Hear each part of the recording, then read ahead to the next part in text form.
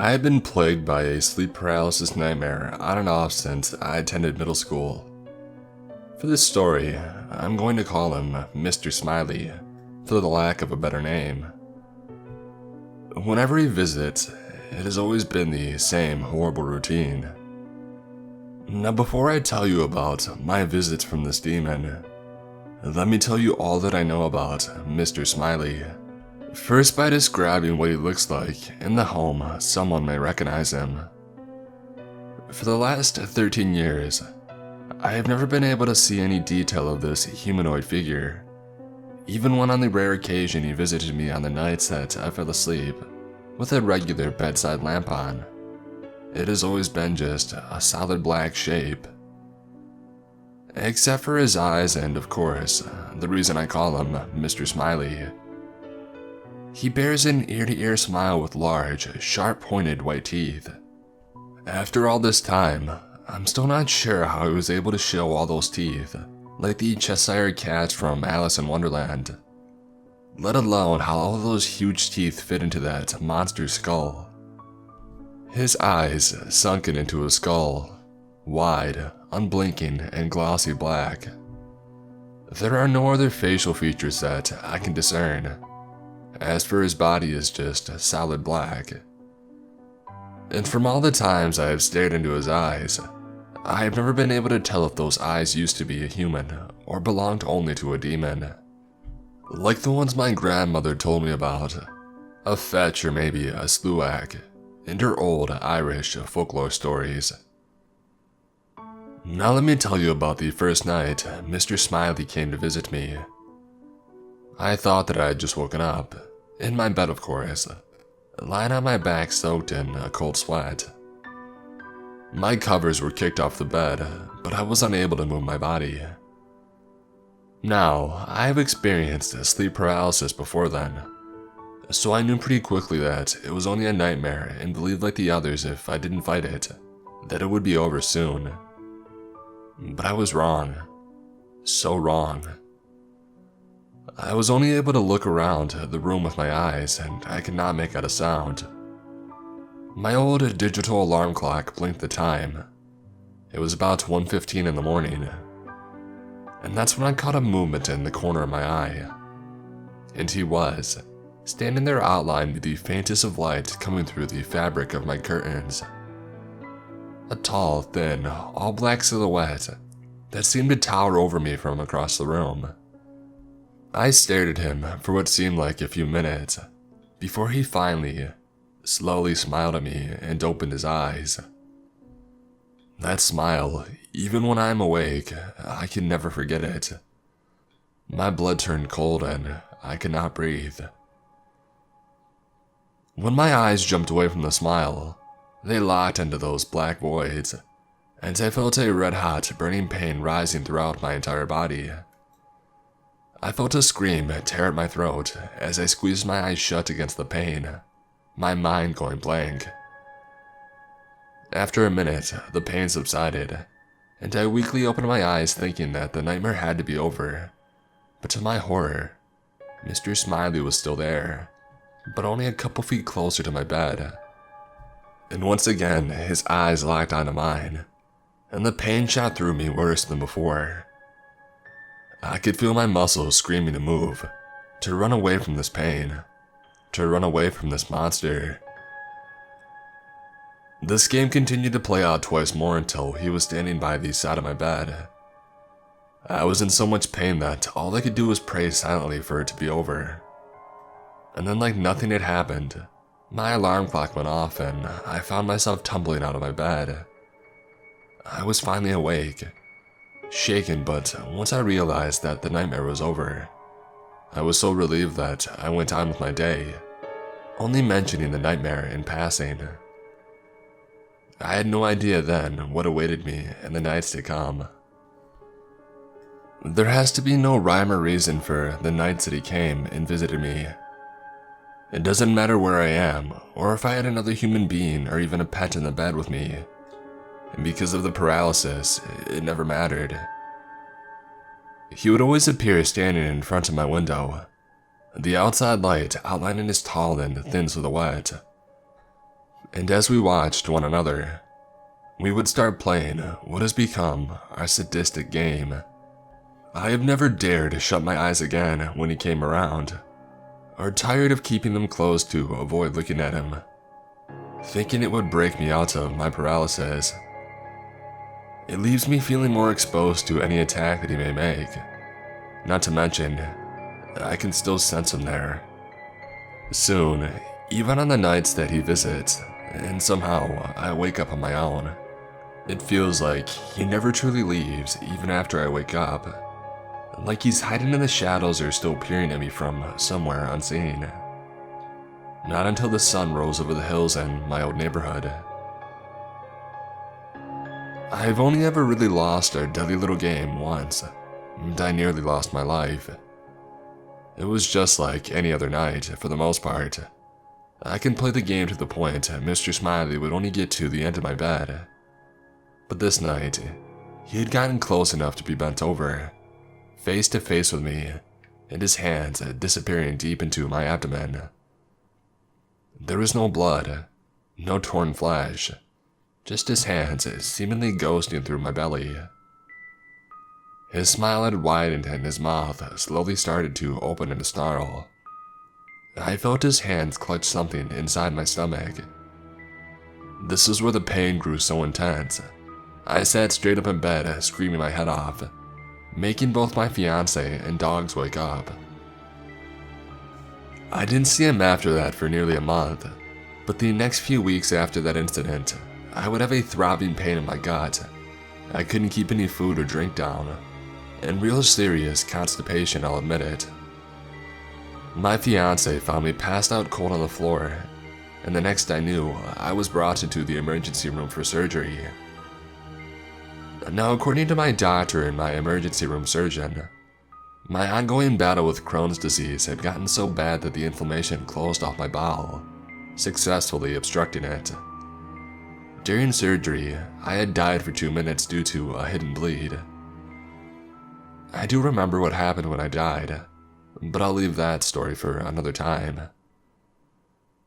I woke up about a week later to a large scar up the center of my stomach. When Mr. Smiley visited me in the hospital, he stood outside of the room against the opposite wall, while I was in the recovery wing of the hospital. But because I kept being woken up by machines and nurses checking in on me, Mr. Smiley was never able to get inside of the room. Part of me thought that there is a reason he could not come in at all, but it was so long ago, and I was on so many different pain, nausea, and other type of surgery medications that I cannot remember. Plus, I just had to deal with the fact that I had emergency surgery, died, and 2 weeks later found out that there were complications to my surgery. What could I do?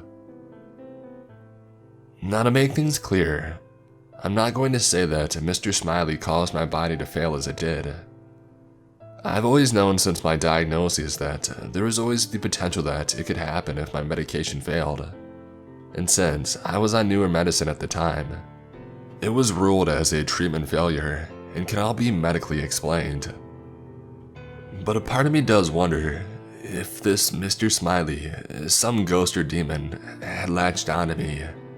Something my mind created to warn me of danger. But if these were the cases, why has he been around for these last 13 years? Or is he an actual omen of death? I've tried telling my story through other forums like this, but still, I haven't found any answers or serious suggestions through my fellow followers. I am hoping that this is just an overactive imagination taking in all my stress, fears, and anxiety, creating a monster in my subconscious, and then showing me very clearly in a nightmare what my true fears are. Pain, my illness, losing control over my body and voice, how my life can be turned around in seconds. I know my feelings aren't new. Everyone can relate to my feelings in some way. But still, to have this creature appear in my room at night, putting me through hours of pain even after my disease went into remission, and I was free for the longest time from those fears. My life was getting back on track. My boyfriend and I, turned husband and wife, have finally started talking about having children, despite all of my fears and all that I will have to prepare for. Now I'm going to tell you about the main reason that I decided to write about Mr. Smiley today, in a desperate plea for help. A few nights ago, I lost for the second time since he started tormenting me 13 years ago. Like always, he started by my window, his body clearly outlined against the rain falling outside the open curtain. My husband was working the night shift, so it was just me and my black Labrador puppy lying in our master bedroom in the apartment complex that we were living in. I had just found out that day that my Crohn's disease had returned and was emotionally and physically weakened from the news. After over 4 hours, he had made his way to lean over my paralyzed form. By this point, my eyes stung from the strain of keeping them open and tears running down my cheeks.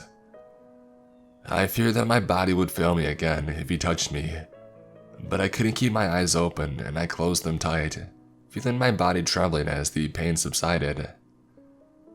After a moment, I slowly opened my eyes. His hands were deep inside my lower abdomen, just like before. No blood, no torn flesh. His smile was slowly widening into that same snarl, but there was no longer pain, but a cold numbness throughout my body. With his eyes still on my face, he slowly pulled his hands out of my body. There in the dark void that was his hands was a small form that I could not stop myself from staring at. But for once, while I was looking away, he didn't move any further towards me. It was a small baby, a girl.